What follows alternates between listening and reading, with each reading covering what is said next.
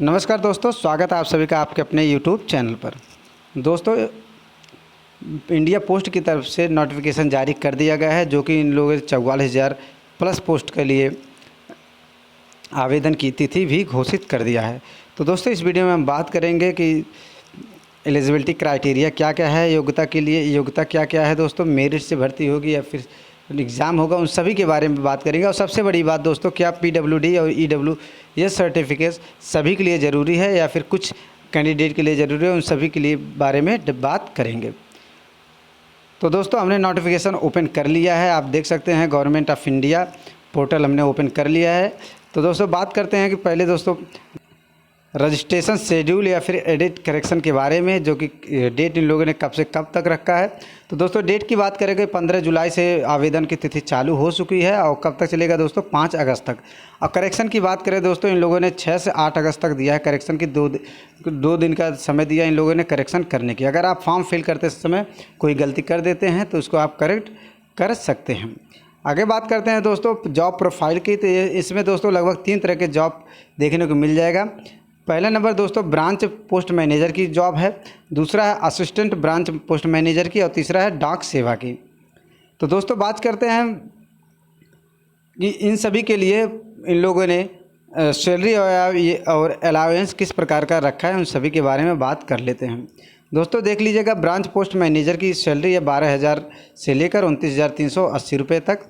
और assistant branch post manager या फिर डाक सेवा के लिए इन लोगों ने 10,000 से लेकर 24,470 तक। दोस्तों, ये बेसिक सैलरी अगर टोटल ये 4 घंटा ड्यूटी पर आधारित है। अगर आप लोग केवल 4 घंटा ड्यूटी करते हैं तो इतना आप लोगों की सैलरी गवर्नमेंट पे करेगी। अगर आपका ड्यूटी बढ़ता है दोस्तों 5 से 6 घंटा 7 घंटा होता है तो ये आपकी सैलरी 12,000 से बढ़कर 16,000 17,000 रुपये तक जा सकती है। आगे बात करते हैं दोस्तों एलिजिबिलिटी क्राइटेरिया की। एलिजिबिलिटी क्राइटेरिया की बात करेंगे दोस्तों, सबसे पहले एज लिमिट आता है। तो एज लिमिट की बात करें दोस्तों, मिनिमम एज आपका होना चाहिए 18 साल। मिनिमम 18 साल की उम्र आपकी होना आवश्यक है, जो कि आधार कार्ड और आपके मैट्रिकुलेशन हाई स्कूल पर बेस होना चाहिए। दूसरी बात करते हैं दोस्तों मैक्सिमम एज लिमिट की, तो हो जाएगा 40 साल। इसमें दोस्तों छूट भी दिया गया है एज लिमिट का। देख लीजिएगा दोस्तों, शेड्यूल कास्ट के लिए या फिर शेड्यूल ट्राइब्स के लिए, SC ST के लिए 5 साल, OBC के लिए 3 साल। आप जिस भी कैटेगरी में बिलोंग करते हैं उन सभी के बारे में यहाँ पर छूट का भी एज रिलैक्सेशन की प्रावधान किया गया है। आगे बात करते हैं दोस्तों क्वालिफ़िकेशंस के बारे में। क्वालिफ़िकेशंस के बारे में नॉर्मली दोस्तों 10वीं तक का आपको इन्होंने डिस्कस किया है। तो नॉर्मली दोस्तों इन लोगों ने केवल हाई स्कूल तक इन लोगों ने कहा है कि हाई स्कूल होना आवश्यक है। आगे बात करते हैं दोस्तों अदर क्वालिफ़िकेशंस की।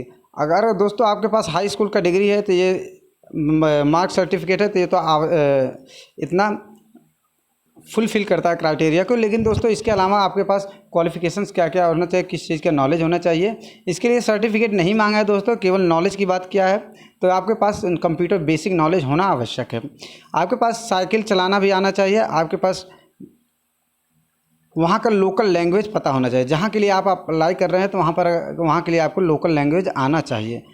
आगे बात करते हैं दोस्तों पोस्ट ऑफ सर्टिफिकेट। सर्टिफिकेट वही दोस्तों नॉर्मली होता है, आपके कास्ट सर्टिफिकेट की ज़रूरत पड़ेगी, इनकम सर्टिफिकेट की ज़रूरत पड़ेगी।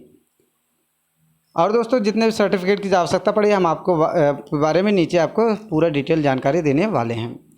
दोस्तों, बात करते हैं सिलेक्शन क्राइटेरिया की। सिलेक्शन क्राइटेरिया के बारे में बात करते हैं तो दोस्तों इन्होंने क्या है कि applicant will be short listed for engagement on the basis of A system generated merit list. मतलब मेरे 10वीं के मार्कशीट पर आधारित होगा मेरिट लिस्ट, और इसमें पूरा जानकारी इन लोगों ने आपको पूरा नीचे दे रखा है।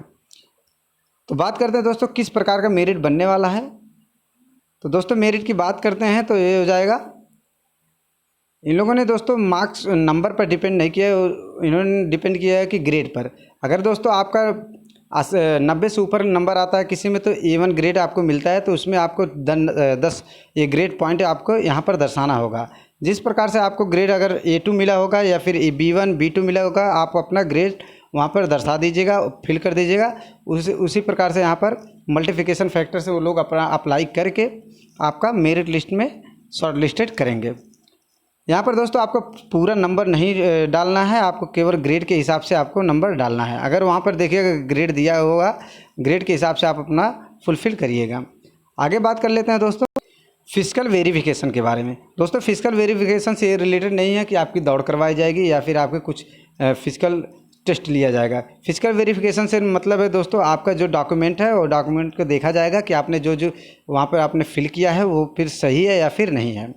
अगर आपके दोस्तों जो आपने फिल किया है अगर वहाँ पे आप शॉर्ट लिस्टेड हैं तो आपको ईमेल के ज़रिए या फिर मोबाइल नंबर पर मैसेज के ज़रिए आपको सूचित कर दिया जाएगा। अगर दोस्तों आपका दोनों ब्लॉक रहता है आप का चालू नहीं रहता तो इसके उन्होंने पूरा मेंशन किया है कि डिपार्टमेंट की तरफ से कोई भी रिस्पांसिबिलिटी नहीं लिया जाएगा।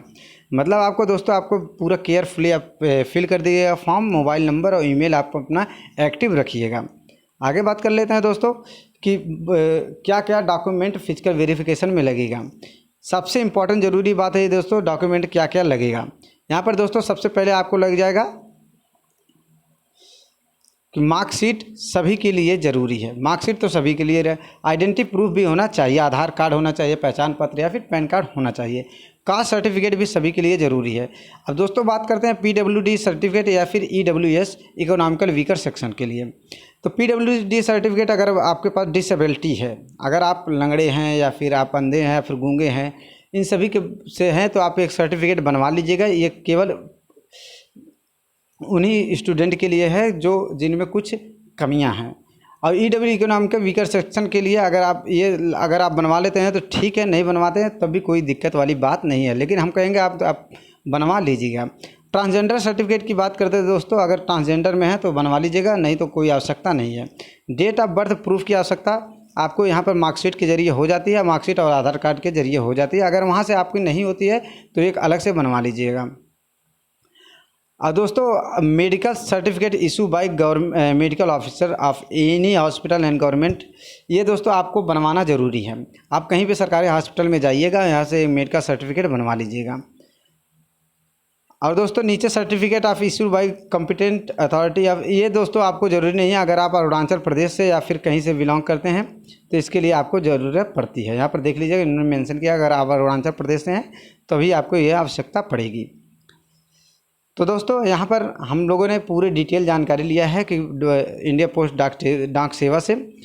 अब बात रही अप्लाई करने की बात दोस्तों, अप्लाई हम कल एक नई वीडियो लेकर आ रहे हैं, उसमें दोस्तों शुरू से लेकर अंत तक कैसे अप्लाई करते हैं वो पूरा डिटेल जानकारी आपको स्टेप बाय स्टेप देखने को मिल जाएगा। तो दोस्तों वीडियो देखने के लिए चैनल को सब्सक्राइब कर लीजिएगा, नोटिफिकेशन भी ऑन कर लीजिएगा। तो दोस्तों बस आज के लिए इतना ही। उम्मीद करता हूँ वीडियो पसंद आई हो। चैनल के उम्मीद